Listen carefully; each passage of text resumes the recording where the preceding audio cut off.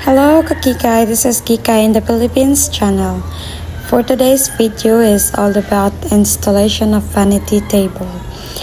Me and my partner doing the installation of vanity table because we choose to assemble it on our own when we purchase it instead of purchasing the ready assembled vanity table. Before we start to do the assembling for the vanity table, let's sort out all the screws from A to P and also the other materials we need. We had an argument while assembling the vanity table in a while because we do have different ideas. At the first, we're looking for the manual because it's missing.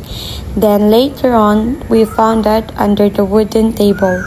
We read and followed the instructions step by step from step 1 to step 12. We do start from step 1 to step 4 for about 30 minutes. Then from step 4 to step 8 for about 30 minutes. For the last, from step 8 to step 12, it takes about 25 minutes. So the total hours we got is 1 hour and 25 minutes for doing the assembling of vanity table. Thank you Kakikay. If you're new to my channel, don't forget to subscribe, hit the bell button for more upcoming videos, and share. Also, if you like this video, give this video a thumbs up.